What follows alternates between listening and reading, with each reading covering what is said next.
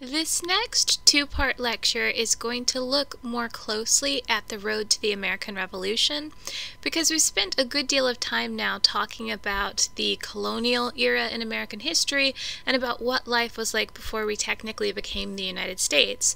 But it's time to transition into a time period that began leading us down the road to the Declaration of Independence and the creation of a new form of government. And in this first part of the lecture, we're going to specifically look at two different movements. And really, American life in the 18th century was shaped by the Enlightenment, as well as by a series of religious revivals that were known as the Great Awakening. In a lot of ways, these movements were separate. In some cases, they were even opposite, and they appealed to different groups of people. The Enlightenment was a transatlantic intellectual movement that held that the universe could be understood and improved by the human mind. And then the Great Awakening was a transatlantic religious movement that held that all people were born sinners, that all could feel their own depravity without the assistance of ministers, and that all were equal in the eyes of God. Although the movements might seem fundamentally different and even opposite, with one emphasizing the power of the human mind and the other disparaging it, both criticized established authority and they valued the experience of the individual. And in this way, both contributed to the humanitarianism that emerges at the end of the century, and both are products of capitalism. And in their own way, they're each going to contribute to some of the revolutionary rhetoric and ideology that leads the colonists down the road to independence. The roots of the Enlightenment can be traced to the Renaissance and its spirit of inquiry, as well as its faith in science, which led many explorers during the Age of Exploration, like Christopher Columbus, to come halfway around the globe. And men and women of the Enlightenment on both sides of the Atlantic contrasted the ignorance and oppression and suffering of the Dark Ages, as they would have called them, to their own more enlightened time period. And Thomas Jefferson described the earlier period as the times of vandalism, when ignorance put everything in the hands of power and priestcraft.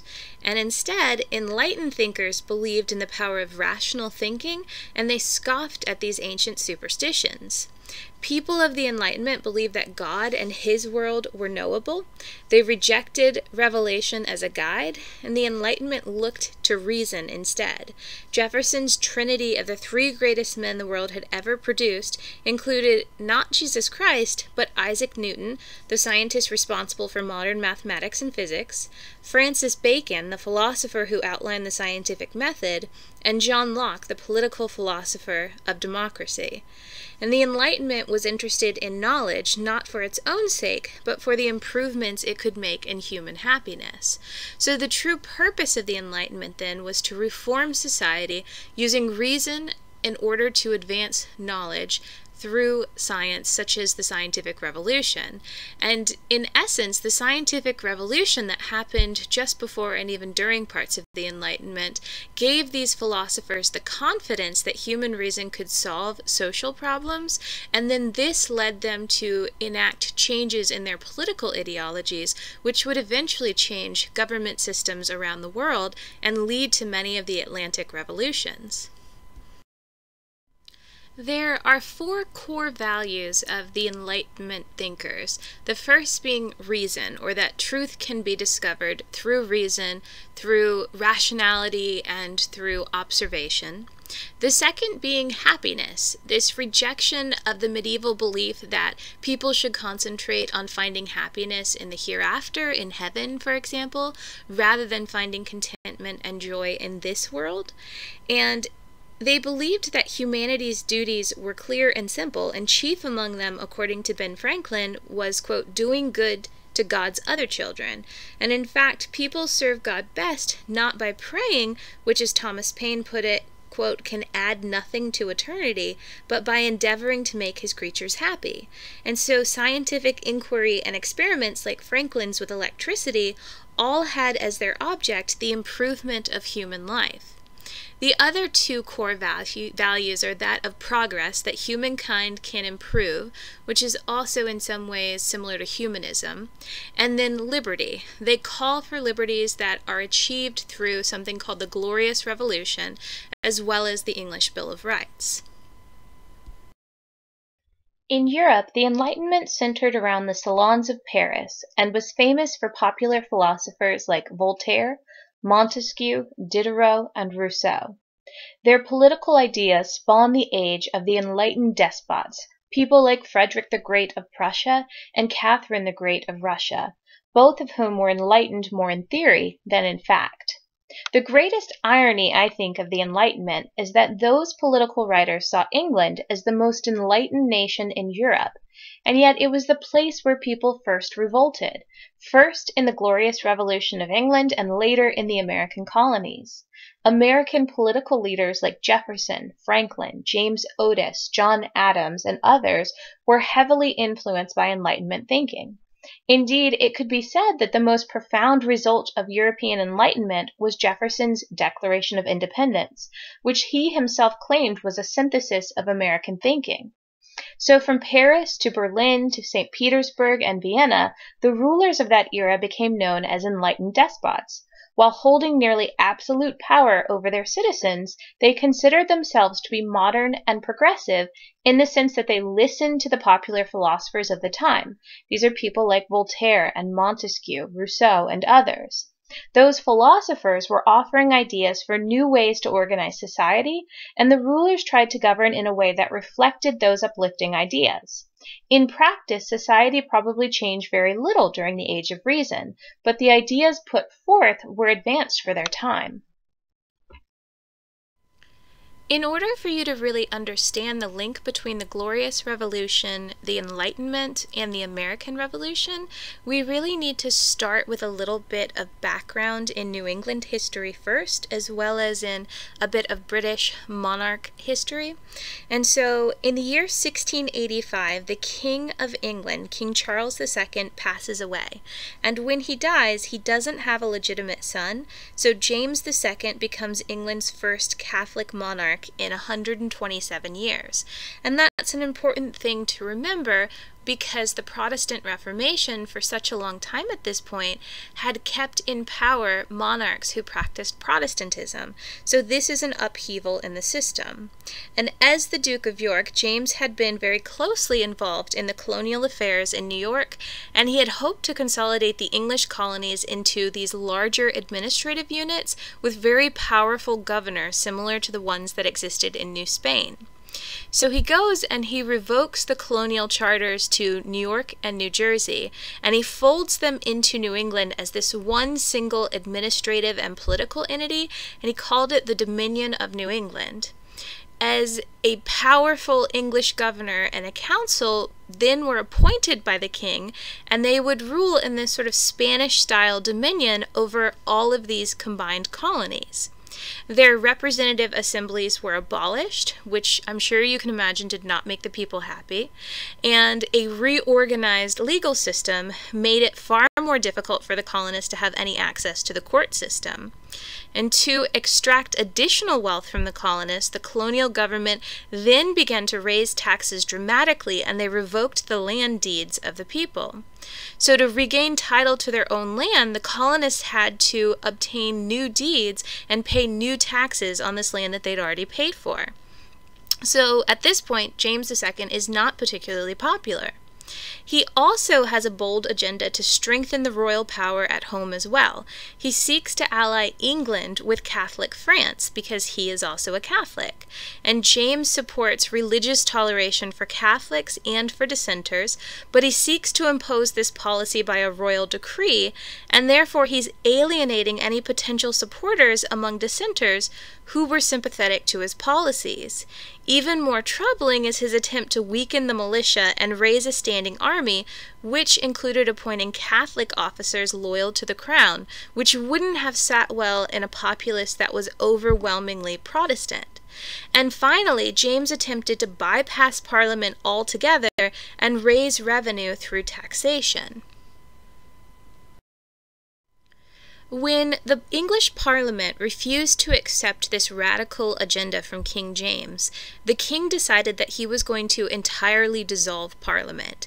So in the autumn of 1688, these English opponents of King James decided that they were going to overthrow him, and they allied themselves with a Protestant Dutch prince named William of Orange, and they ousted James from the throne successfully. And then William was actually married to an English wife named Mary, who ironically was James's own daughter. And so Queen Mary and King William go and reestablish a Protestant monarchy. And you may have heard of them before if you know anything about the College of William and Mary in Virginia, because they're named after this couple. So this fairly bloodless revolution led to the ascension of William III and Mary II, and it was proclaimed a glorious revolution and a vindication of English liberty. Part of what those who dissented against the rule of King James actually required of King William and Queen Mary is that they pass an English Bill of Rights. And they did so in the year 1689, and there are some really important ideas that are cemented in this Bill of Rights that you're also going to see in some of the founding American documents. And these include things like a frequently summoned parliament as well as free elections, so that this is a constitutional monarchy at this point where the king and the queen don't rule with absolute authority, but that authority is tempered by the nobility who sit within the parliament. Members should have freedom of speech within Parliament.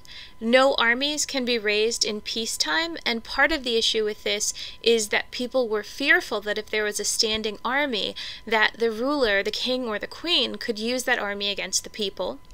That no taxes could be levied without the authority of Parliament, and we're going to hear this echo in the cry of no taxation without representation when those in the colonies didn't have any kind of representation in Parliament. That laws should not be dispensed with or suspended without the consent of Parliament, and that no excessive fines should be imposed, nor cruel and unusual punishments inflicted. And eventually this is going to become the model for the Declaration of Independence, as well as for the U.S. Bill of Rights. Certainly the impact of the rule of King James and also his overthrow with the Glorious Revolution was felt by the colonists. Most of the colonists had actually suffered under King James II. He had refused to recognize their established colonial charters, and for example, the Massachusetts Bay Colony had been independent for quite some time before he decided to create the Dominion of New England and create one governor in charge of this, and people weren't particularly happy about it. He didn't allow them any say over their laws or over their taxes, and the colonists felt that this king ruled arbitrarily and not fairly.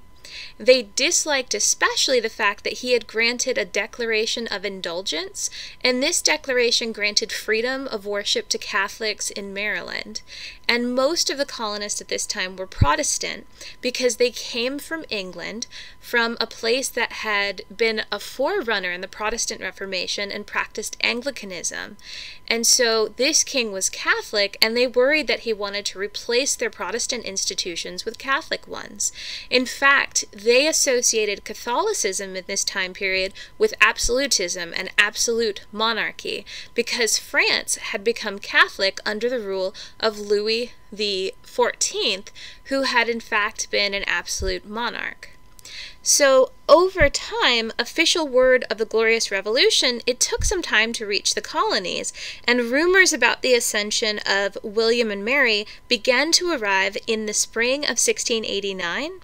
In the colonies, the right to have arms for self-defense was an absolute necessity, and the militia was a really important local institution. In April of 1689, 2,000 militiamen, mostly from country towns, marched on Boston and arrested the governor, and they demanded that there be a restoration of their old charter. Then, in late May, New York's militia took control of that colony, and in Maryland, John Coode actually marched with 700 militiamen to vindicate and assert the sovereign dominion and right of King William and Mary.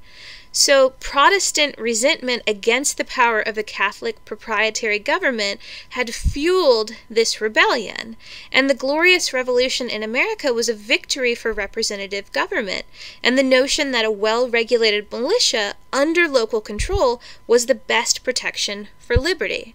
So not only did the Glorious Revolution show the people that, one, they could in fact have a representative government, and two, they could have their own well-regulated militia, but three, that it was possible to overthrow a monarch, even if in this case it was just to put in place a constitutional monarchy.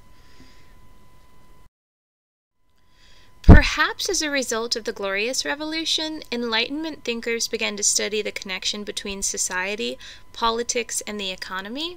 And our first Enlightenment thinker that we're going to talk about was François-Marie Arouet, who you all know as Voltaire. This was his nom de plume, and he was a French Enlightenment writer, a historian, as well as a philosopher.